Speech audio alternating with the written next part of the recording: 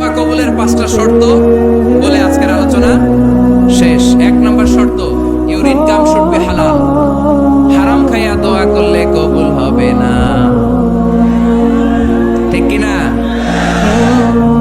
কোটি কোটি টাকা কামাইছে, মসজিদ বানাই দিছে, 1000 কোটি টাকা দিয়ে এতিমখানা, কোনো লাভ হয়েছে?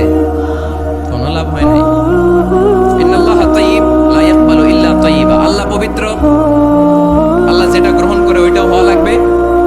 লা ইয়াকবালু ইল্লা তাইয়্যিবা, হারাম থেকে আল্লাহ কবুল করে না। এক সাহাবী, এক লোক আল্লাহর হাবিবের জামানায় কাবা ঘরের চারদিকে কাঁদতে কাঁদতে, আওয়াজ করবেন না, কাঁদতে কাঁদতে, ঘামতে ঘামতে, দোয়া করতে করতে শেষ। ইয়া রব মাফ করো, মাফ করো। সাহাবীরা দেখে বলে, এর চেয়ে বেশি আমল তো কাউরে করতে দেখলাম না, আজকে তার সব দোয়া কবুল। বিষ্ণু বললেন, তোমরা তাই মনে করো? মাতাআমুহু হারাম, ও যা খায় হারাম খায়। মালবাসুহু হারাম, যেটা গায়ে দেয় হারাম টাকার জামা। মাশরাবুহু হারাম, ও যে শরাব খায় এটা হারাম।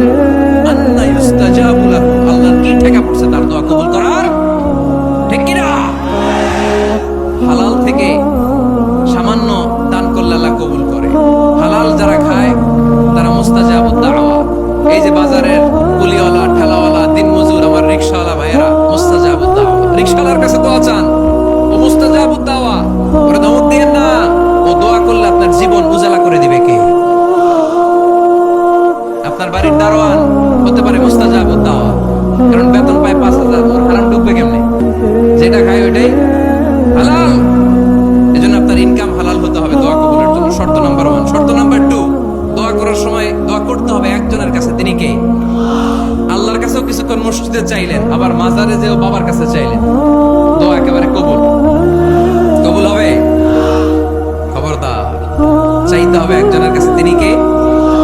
3 নাম্বার শর্ত, দোয়া করার সময় ইয়াকিন থাকতে হবে। ইয়াকিন, উদউল্লাহ ওয়া আনতুম মুকিনুনা বিল ইজাবা। এমন ভাবে দোয়া করেন যে আপনি নিশ্চিত, আমি যা বলছি আমার আল্লাহ শুনছেন, আমি যা বলছি এ দোয়া আল্লাহ কবুল করবেন, অবশ্যই করবেন।